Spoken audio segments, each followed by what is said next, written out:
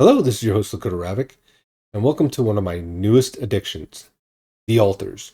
The Altars is a story-based game, which is a mixture of crafting, base building, resource management, social management, exploration, and a few other genres as well. It's kind of an insane game, and it's going to be one of the new defining games of the generation. It has so many different aspects, and it's so beautiful and just a great game to play. So we're going to start a new story, and you get to watch this unfold. Now, it does give you options here in difficulty, so you can do standard for your economy or challenging, which makes it a little bit tougher for your resources. And then you have your action elements, which are easy, moderate, and hard. This is basically going to be your survivability, your actions with your crewmates, and that's going to be a new scenario. If you haven't seen this game already, you're going to be in for a surprise. So we're just going to keep it on the standard and moderate here. We don't really know it, but we sense it. There is a sister ship to our life, which takes a totally different route, while the sun burns behind the islands. Thomas Transtromer, the Blue House. So we crash landed on this planet. We're from an exploratory mission that is trying to mine this new resource. Now I've got this game set to medium graphics just so it doesn't destroy my computer, but even so, it is just gorgeous. So we landed up on a beach here, stranded on this new planet, and this is basically the tutorial, just telling us what we need to do. I'm just going to bust through all this as fast as possible. Now you can tell this game is just stunning. I mean, even the water is this oil slick kind of thing. It's got this rainbow effect to it. It's really, really cool.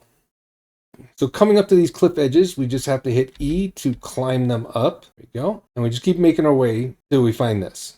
We just found out the captain is in this shuttle here, and she's dead, and there's no explanation why. So we just keep making our way around this tutorial level until we get to our mobile base there. So this is not an open world map, but it does have many, many venues. So if you open up your map, which I can't do right now, but if you open up your map, you'll be able to see like the different locations of which you can traverse. And now we're coming up on next scene. You can see the smoke flares back there. And those smoke flares are capsules of the other crew, and we now have a radiation wave and a water spout forming. So we got to book it to the station. We're getting irradiated in the process. And if you look down in the bottom left corner there, there's our radiation meter. As you can see, he's moving quite quickly. And then our backpack battery capacity. And the battery capacity allows us to do different actions. So there's our mobile base up ahead. Get into that real quick. And now that I got the voices shut off, we are in our mobile base. We've got a bunch of different things here on our HUD. So first off, we have icons down in the bottom left corner. We have a phone icon. That means we have a video call that's come in. We have our exhaustion meter and the time of day. And you can see that exhaustion meter is slowly ticking down. And as we do actions, it reduces even further. Then we have our tasks up in the upper right-hand corner. It says find the communication room. That's our first task. So let's go ahead and do that. We're going to initiate a phone call from Earth here. Now, currently, we are not receiving very well from Earth. Now, you see this little icon down here by this is a new captain speaking. The game highlights previous choices you played in the game. Like I said, we've just been told by the stranger on the phone call that we have like 8 days before the sun rises and we get cooked to a crisp. Like a Thanksgiving turkey. Now in our base overview here, this is our mobile base. We have the communication room, which we just came from, the command center down below, which is where we can alter the base, the captain's cabin where we're going to sleep. Down here is our organics storage module. That's basically our fuel. The quantum computer, which will come into play later. The airlock, which is where we go out on our expeditions onto the world map. Machinery, which is where we get the base to move. Some small storage, and then these are little elevators here. And we'll rearrange this in a little bit. Now on the right hand side here, it shows you your base's mass, and that increases whenever you add a module. The journey cost, which is basically 1 unit of organic per base mass, and then radiation filters, and if our radiation barrier is on or off. What we're going to go ahead and do is we're going to sleep and move on to the next day here. Now we've got a couple new tasks. 1, follow the instructions to prepare for the journey, and 2, gather 60 metals outside. Let's go ahead and open up this. To our database, evacuation procedure. We have to refuel the base, manufacture necessary equipment, and secure food supplies. Pretty standard stuff. Now you see we now have a new icon down the bottom right corner. That is how many days we have left until we get cooked to a crisp. And I'm just showing you our storage tab here. It shows you what we have as far as resources and other things in our storage. And down below here, it shows you that as well. So it shows 30 metals, 0 rubidium, 0 minerals, 0 enriched minerals, 2 raw food, 19 mush, which is basically what we're surviving on, and then 0 cooked meals, which is what you use the raw food for. This also shows you your storage weight. So we have 216 units of weight out of 480. And over here is our organic storage, and that's 100 out of 300. So all these resources get used to make different things. So let's go ahead and go to our airlock and go gather the metal that we need. So out here on the world map, we will find resources and other things. And it's stunning. Look at that ocean. I love it.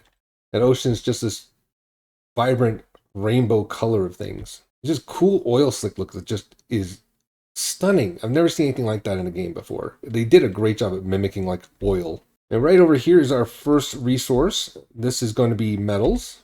So you can pick up small deposits along the map. And then around the map, you'll also find little cargo pod drops. Now, these drops are randomized. So here I've got a university hoodie.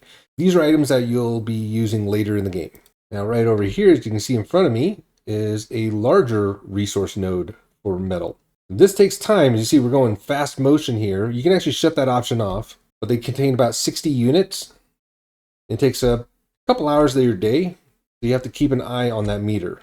So as we do this, our exhaustion meter goes down until the end of our day, and then we have to get back in and protect ourselves from the radiation storm.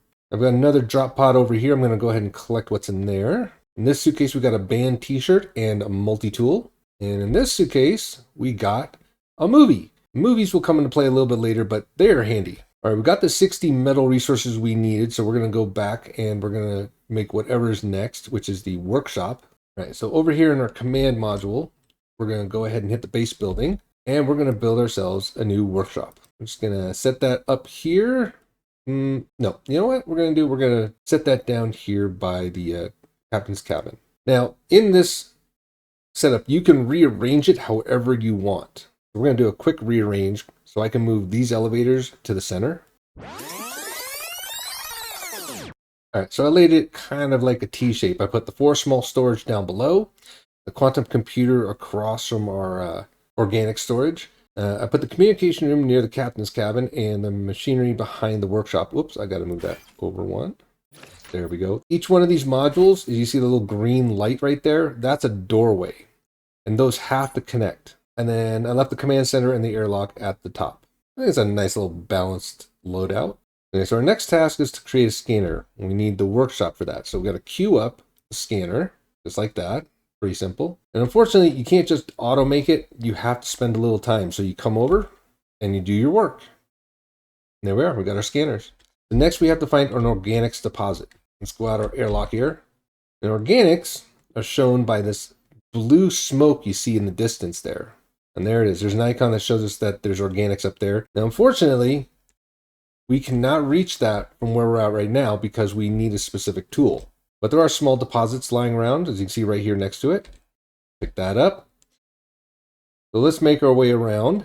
You gotta remember, we're fighting a clock every day, so the faster you do this, the better. Now, as we're running in this tunnel, you'll see the ground kind of changing a little bit. It's getting this cool little like Doppler effect, I think it is. You can see my body shape is also reacting to it graphically there. And this is important.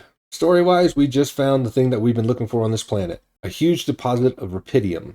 It's very obvious what it is. It's very, very cool looking too. I first saw this and I freaked out. I thought I was going to get killed. We can go ahead and extract some of that. It is something we're going to need.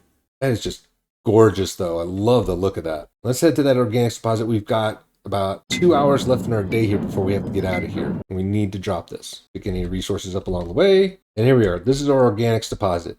Very obvious what it is. Okay, so what we're going to do here is we're going to use our scanner that we just created. Press Q and click on the polygonal scanner. And we're going to basically lay down a few of these items in a pattern.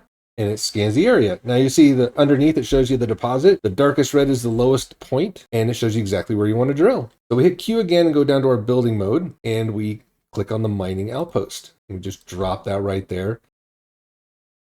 Now from here, we need to build pylons. So same thing, go down to the building mode, click on the pylon. We've got 6 already queued up, which is nice. We just got to drag them. You see that green bar up above? That is the link between the pylon and the station. And you have a maximum distance. We're going to drop. Can we go down and still do this? If you have interference, it won't let you drop it. Yeah, see, it won't work. I had to run all the way back up here just so I could do this. I'm going to take some massive radiation damage here. Bring this back up. Put this one right here at the top. I need to get back inside soon. But they create a link. They have a very long range. And what you want to do is you want to bring these back to your hub and link it up to the front where the elevator is. The more distance you can get, the better. I can get this close enough. Maybe nope, it won't link up. Oh. Perfect. Right there.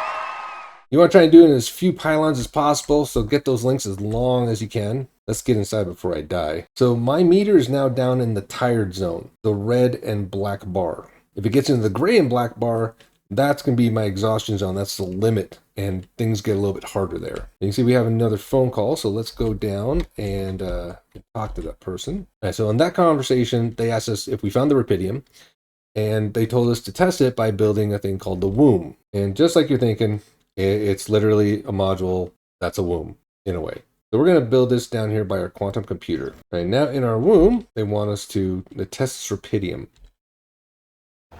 And out comes a sheep. And she's so cute. I love the little floppy ears. They actually did a really good job with the sheep. And of course, he names her Molly. Now, if anyone that likes science knows that this is pretty much a nod to the first cloning event, which was a sheep. So yeah, there's a sheep. And you can pet the sheep.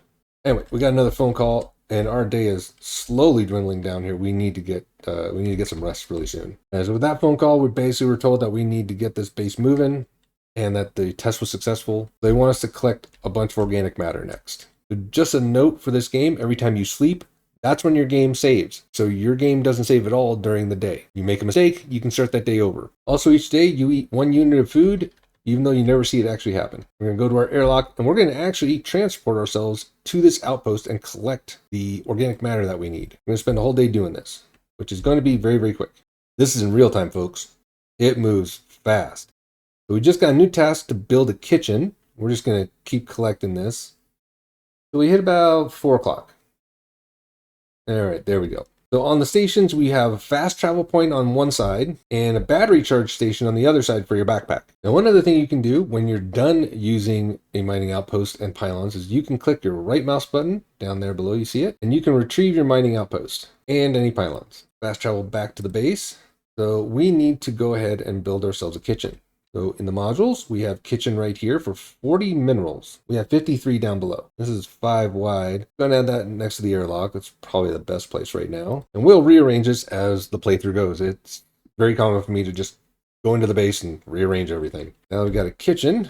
We need to make 6 mush meals. Queue up those mush meals. Got 1, 2, 3, 4, 5, 6. There we go. And then we just go to the workstation, build them out. You always need to manage your time, so if you know you need to make something, make sure you leave yourself time in the day to do it. So the mush meals use organic material. They use 5 organics per meal. So besides using organics for fuel, you're also using it for other things like your food. So we built the workstation, found organics, built the kitchen, made our food, and we have enough fuel that we can actually transport this station.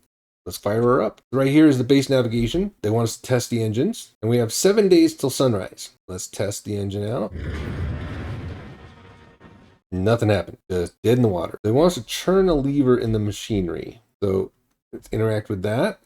Back to the command center here. Do it again. Just like corporate to leave you in the lurch. Interact with that lever one more time. And somehow, interacting with that lever broke this mechanism, which I don't get. Anyway, we got a phone call coming in, but we are really tired, so we're going to go ahead and take a snooze here. We got 6 days left to the sunrise. Now I know what needs to be done. So I'm going to go up to the airlock and I'm going to collect a few more things before we head off. So I'll be back in a few minutes. A little longer than a few minutes later. And now I've gotten through most of that day. Let's go ahead and take this call. Or that call, I was just told that I have access to the quantum computer now, and it's going to help save me. So we're going to show you the next leg of this journey. All right, now here at the quantum computer is where things get interesting. For some reason, the company that you work for made a map of your memories. And they know everything about your life and all the depressing facts in it. Now that we've seen that, gotta make another phone call. Just a minute! Don't hang up! Hello. You'll have to speak up. I'm wearing a towel. So in this phone call, we were told to branch our memory and create an altar. Haha! I said the thing. Okay. Hence the name of the game. So we make an alternate version of ourselves. To back up the quantum computer, we have a branch right here. And this allows us to create a technician who has 50% efficiency when doing base maintenance. This is our first altar, and it's the only altar that you make via story. The other altars you can make as you wish. I'm going to select the life event, and for 20 rupidium, we can make an alteration of our memories. This might get a little trippy, folks. I'm just going to speed this up for time's sake.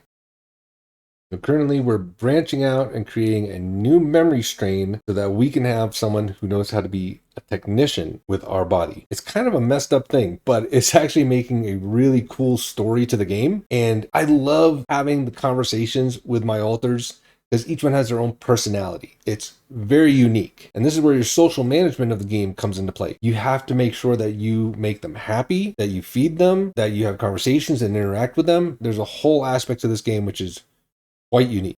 And there we have it. A branched memory strain branches off from when we left to get out of our house and away from our abusive father, to one where we actually confronted our father and helped protect our mother. So when you play this game, please take a look at the different memories that you have. It's actually really interesting. And look at the branches too, seeing how their life branched off and these altars have these personalities that they have.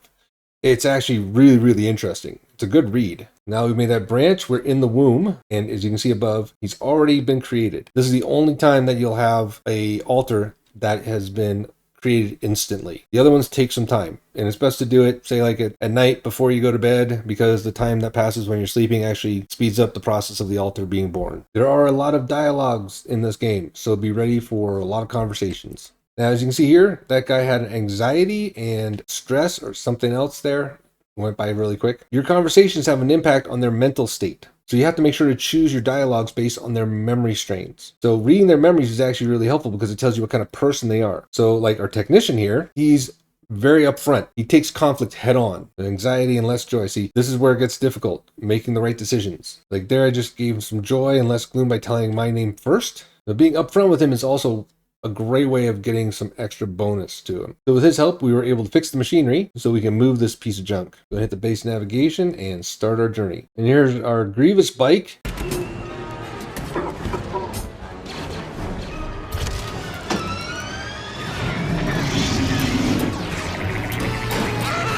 That's the only way I can describe it. Rolling to its next destination. I think for an introduction, that's going to do it for now. We'll leave it there and we'll come back and play this another time and do our next destination. So this is going to be Lakota Ravoc signing off. Thank you for watching. I hope you enjoyed. Y'all have a good day. Bye-bye. What was that?